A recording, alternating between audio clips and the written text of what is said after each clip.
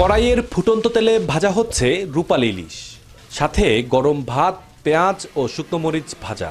এমন লোভনীয় খাবার উপেক্ষা করে সাধ্যকার। আর ইলিশ যদি হয় চাঁদপুরের, তাহলে তো সোনায় সোহাগা। ভাতের হোটেলের মালিক মোহাম্মদ শাহজাহান 50 বছর যাবৎ ব্যবসা করছেন চাঁদপুরের বড় স্টেশন মাঝঘাট এলাকায়। 2 দশক আগেও বড় সাইজের ভাজা ইলিশের এক টুকরো বিক্রি করতেন 40 থেকে 50 টাকায়। এখন তা খেতে গেলে গুনতে হয় 300 থেকে 350 টাকা। একই দামে আগে কেনা যেত আস্ত একটি ইলিশ মাছ।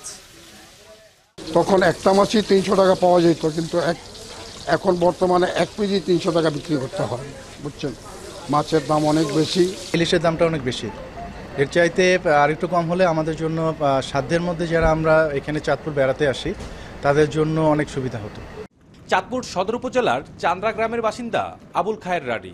ষাটোর্ধ্ব এই জেলে সংসারের হাল ধরতে মাত্র 12 বছর বয়সে বাবার সাথে নদীতে নামেন মাছ শিকারে। প্রায় 50 বছরের জেলে জীবনে খুব কাছ থেকে দেখেছেন নদীর চিত্র।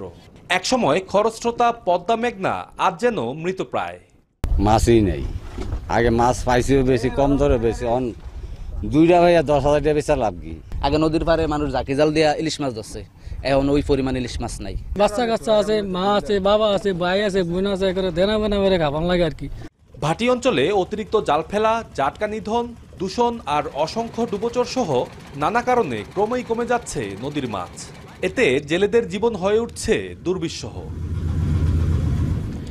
একসময়ের রূপালী ইলিশের ভান্ডার চাঁদপুরের পদ্মা মেঘনা নদী আজ অনেকটাই শূন্যের পথে।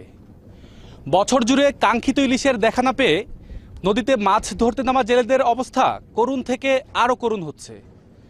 এতে করে মহাজন ও দাদনদারদের কাছ থেকে করা ঋণের তালিকা দীর্ঘ থেকে আরও দীর্ঘতর হচ্ছে। ইলিশ কম ধরা পড়ার প্রভাব পড়েছে বাজারে। সরকারের খাতায় প্রতি বছর ইলিশের উৎপাদন ঊর্ধ্বমুখী হলেও দাম বৃদ্ধি পাচ্ছে সমান তালে।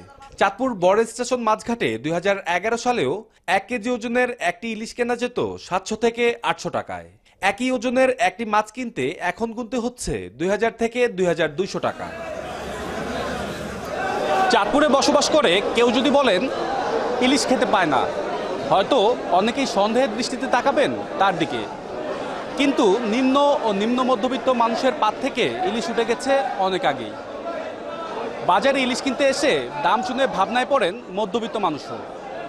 খুব বেশি প্রয়োজন ছাড়া এখন আর অনেকেই ইলিশ কিনতে বাজারে আসেন না। দেশের অন্যতম বড় ইলিশের পাইকারি বাজার বড় স্টেশন মাঝঘাটে একসময় মৌসুমে প্রতিদিন 4 থেকে 5,000 মণ ইলিশ বেচাকেনা হতো। কিন্তু বর্তমানে মাঝঘাটে ইলিশের সেই জৌলুস আর নেই। মাছের সরবরাহ আশঙ্কাজনকভাবে কমায় লোকসানের সম্মুখীন হচ্ছেন আড়তদাররা। সামনেও যে ডিফারেন্স হবে না তা না, ভবিষ্যতে আস্তে আস্তে বাড়বে, কারণ আমাদের জনসংখ্যা বৃদ্ধি পাচ্ছে, সেই অনুপাতে মাছ বাড়ছে না। আমরা মাছের ব্যবসা করি, আমরাই তো মাছ কিনতে পারি না, কেননা একটা মাছ আপনার 2000 টাকা দিয়া বা 1500 টাকা দিয়া কিনা খাওয়াটা সবার পক্ষে সম্ভব না। মৎস্য কর্মকর্তা ও গবেষকরা বলছেন, ইলিশের উৎপাদন বৃদ্ধি পাওয়ার সাথে সাথে দিন দিন চাহিদাও বৃদ্ধি পাচ্ছে। চাঁদপুরের নদীতে ইলিশের উৎপাদন বৃদ্ধিতে কাজ করা হচ্ছে।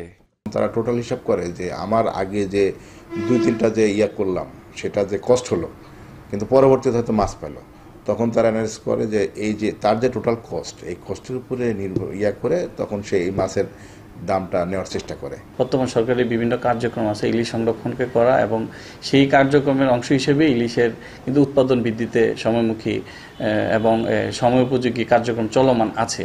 ইলিশের প্রাচুর্যতা রক্ষায় সরকারি উদ্যোগের পাশাপাশি সামাজিক সচেতনতাও প্রয়োজন বলে মনে করেন সংশ্লিষ্টরা। তালহা জুবায়ের, এখন, চাঁদপুর।